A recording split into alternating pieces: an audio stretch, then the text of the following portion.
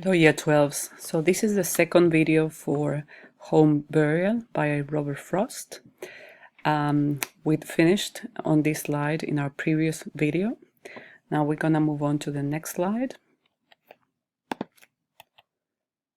And we had discussed that the man is sitting down and talking, trying to make sense of the situation and trying to make his wife aware of his need to talk to her about how he feels.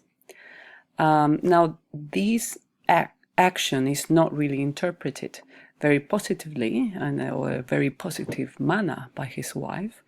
And she says, there you go sneering now.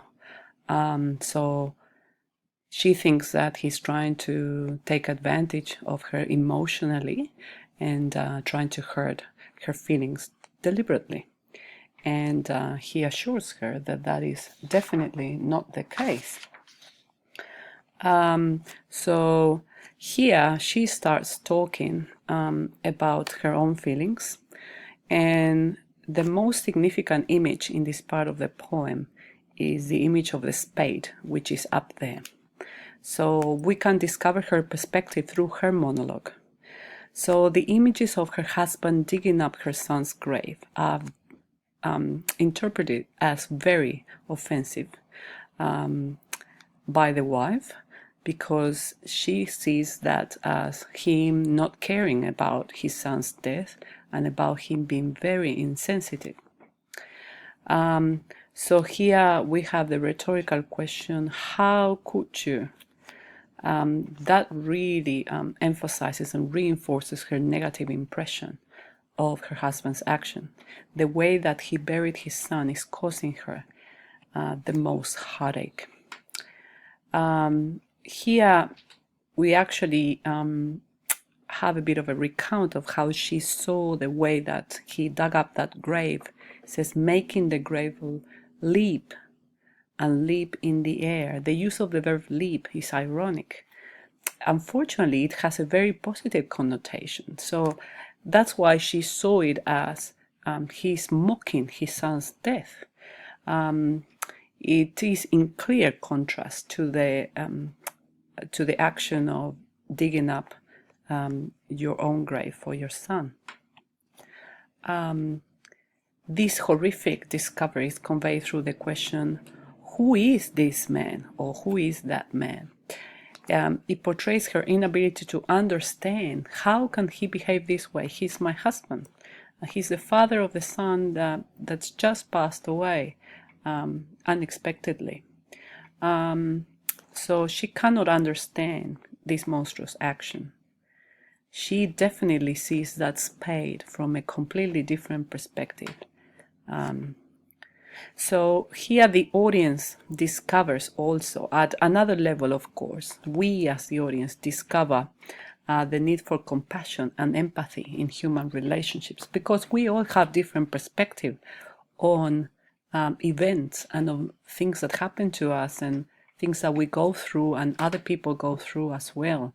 So we need to develop that empathy to understand, or to try to understand what it feels like for the other person that's going through traumatizing events such as this one. So it is very obvious here that the characters are dealing with grief quite differently. Both the audience and Amy's husband, Amy is the name of the wife, are now aware how this works. Here we can see that his response is he's in anguish, saying, I cannot believe what you're saying. I shall laugh the worst laugh I ever laughed. I'm cursed, God, if I don't believe I am cursed. I can repeat the very words you were saying. 3 foggy mornings and 1 rainy day will rot the best bird fence a man can build. So she carries on and continues saying, this is where I heard you talk. This is what you said. How can you talk about foggy morning and rainy day? And the birch fence that a man can build and saying, oh, the fence is going to rot because of the fact that it's been raining so much. How can you talk about something as mundane and as insignificant as that when you are digging up your own son's grave? The exclamation, "you couldn't care."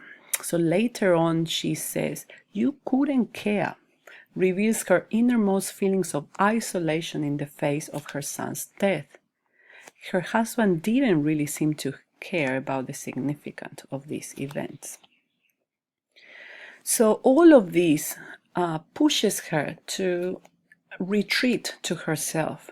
So one is alone, she states later on, and he dies more alone. So he's saying everyone's alone in life.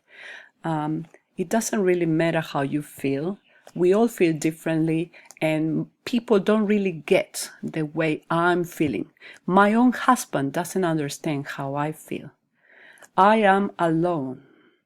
So she believes that she's grieving in utmost isolation from her partner. It is indeed a very bleak poem, isn't it?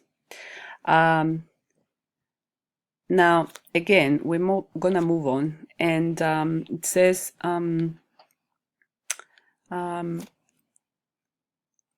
basically he's saying, all right, Amy, I've heard you enough. Please don't go.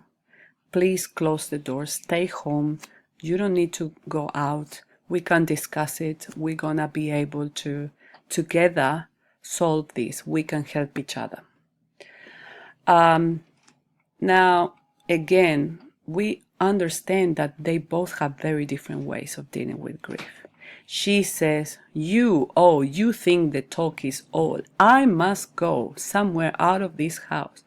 How can I make you? Okay, so basically she's saying, I'm leaving. And he says, no, you must stay because we need to talk about this. And she says, you think the talk is all. So for her, talking about her grief will not help her. That's the way she feels.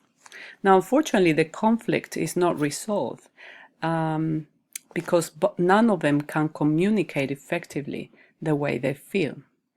Now, truncated statements. If you do, she was opening the door wider.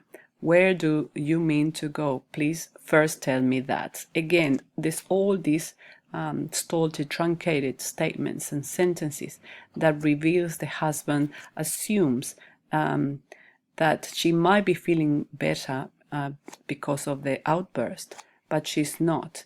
And also, he's saying, you need to stay here and we need to talk about it. And she basically refuses. Now, at the end, this very abrupt tone, I follow you and bring you back. I'll follow and bring you back by force. I will. So he tries to assert himself there and say, I don't care that you don't want to talk about it. I do. You need to stay home and we need to talk about it. Is there a friendly resolution? Obviously not. The conflict hasn't been resolved. The husband threatens her in the last line. And she should be, at that stage, she would be forcefully subdued, but it's not her will to remain in the house. Now, as a conclusion, the word see is used 8 times in the poem. It is used as an extended metaphor of their inability to get their partner to understand their own grief. Now, a couple of acknowledgements there. I really encourage you to go over the poem again. It is Robert Frost's longest poem, certainly the longest poem that's been prescribed. So please go over it with a fine-tooth comb and try to draw some ideas on discovery and how he shows us their perspectives on discovery and their views. I hope that was helpful. See you next time.